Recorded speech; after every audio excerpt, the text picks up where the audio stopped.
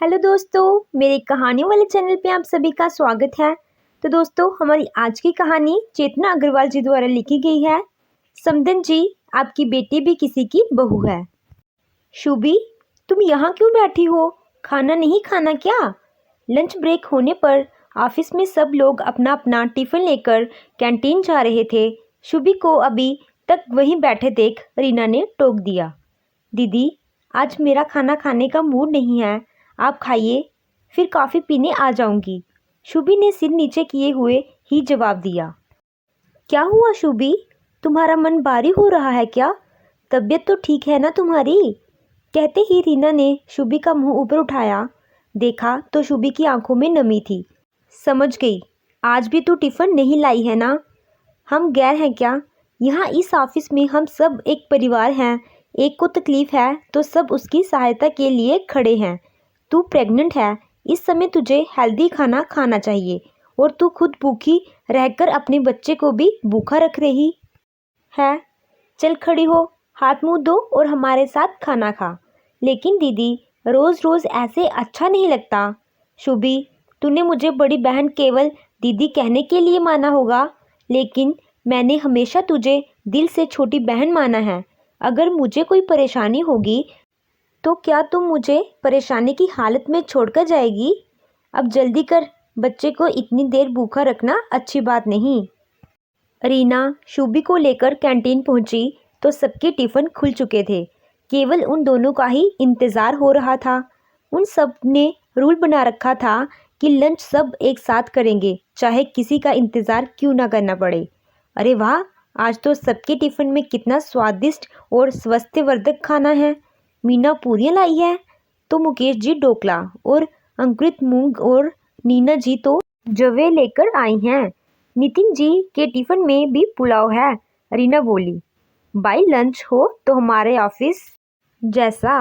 रीना दीदी, आपके टिफ़िन में तो सबसे हेल्दी खाना है, परांठे और पनीर की सब्जी, साथ में अंकुरित दालों की सलाद भी, मीना बोली।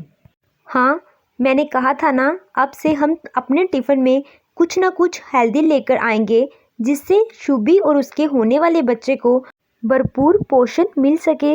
हाँ रीना जी, इसीलिए अब हम सब ने भी यही सोचा है कि अब से सबका टिफ़िन हेल्दी होगा। शुभी के बहाने हम सब की भी सेहत सही हो जाएगी। मुकेश जी हंसते हुए बोले। खाने के बाद शुभी रीना के पास आई। दीदी, आप ना होती तो मैं रोज़ भूखी ही रह जाती, फिर मेरे बच्चे का क्या होता? उसकी आंखों में आंसू थे। रो मत शुभी, भगवान अच्छे लोगों की हेल्प करने के लिए किसी न किसी को भेज देता है। अब तू शांत हो और मुझे बता तेरी समस्या क्या है। दीदी, आप तो जानती ही हो, मेरी सासू माँ मुझे बिल्कुल पसंद नहीं करती। शुरू से ही मुझे इस घर में खाने की समस्या रही। यहाँ सब बहुत तीखा खाते हैं, इसलिए वो खाना मुझसे नहीं खाया जाता। मैं अपने लिए अलग बनाती हूँ तो भी परेशानी कि अपने लिए अलग खाना क्यों बनाया। अब तक तो जैसे तैसे चल रहा था, लेकिन जब से प्रेग्नेंट हुई हूँ तब से मेरी परेशानी बढ़ गई है। घर में सबको मसालेदार बारीक खाना पसंद है और मुझे वो खाते ही उल्टी हो जाती है।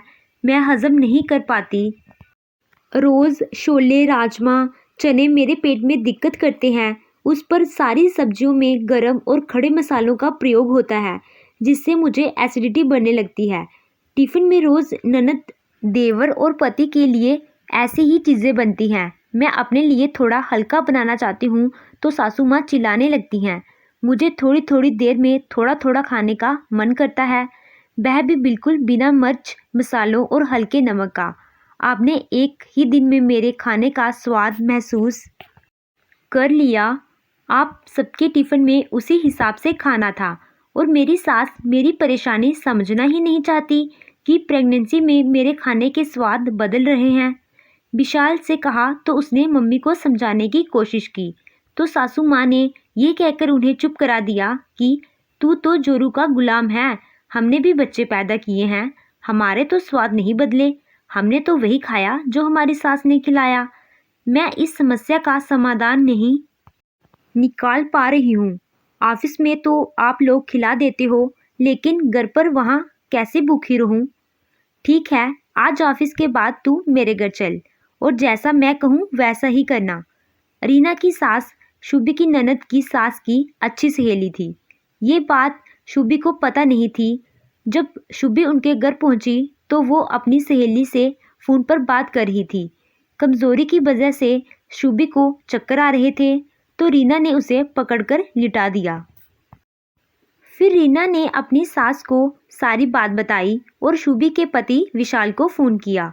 इसके बाद रीना की सास ने ये सारी बात अपनी सहेली को बताई, यानी शुभी की ननद की सास को। उधर शुभी की सास के पास उनकी समदन का फ़ोन आ गया। समदन जी, ये मैं क्या सुन रही हूँ? आपकी बहू पेट से है और वो इतनी कमज़ोर है कि उसे चक्कर आ रही हैं। ये आप अपनी बहू का कैसे ख्याल रख रही हो? मैंने तो आपकी बेटी का इतने अच्छे से ख्याल रखा था। मुझे तो ये भी पता लगा है कि आपके घर में बहू के स्वाद का खाना भी नहीं बनता। मुझे भी आपका यह तरीका सही लगा। मैं भी अब अपने घर में आपकी बेटी के स्वाद का खाना बनाना बंद करूंगी। 2-3 तरह का खाना बनाना पड़ता है। समदन की बात सुनकर शुभी की सास के तो होश उड़ गए। नहीं नहीं समदन जी, आपको किसी ने गलत कहा है। मैं भी अपनी बहू का बहुत ख्याल रखती हूँ और उसके इस हालत में बदले हुए स्वाद का भी ख्याल रखती हूँ। समदन जी, जो आप कह रही हो अगर वो सही है तो ठीक है, वरना मत भूलिएगा कि आपकी बेटी भी किसी की बहू है। रात को जब विशाल शुभी को लेकर घर पहुंचा तो सासू माँ ने अपने किए की माफ़ी मांगी और आगे से उसका ध्यान रखने का वादा भी किया। अब रोज़ सबके साथ शुभी का टिफ़िन भी हेल्दी और स्वादिष्ट होने लगा। शुभी भी अब खुशी खुशी अपनी प्रेगनेंसी को एंजॉय कर रही थी। तो दोस्तों, आपको यही कहानी कैसी लगी? कहानी अच्छी लगी हो तो वीडियो को लाइक कीजिएगा और मेरे चैनल को सब्सक्राइब कीजिएगा। Thank you.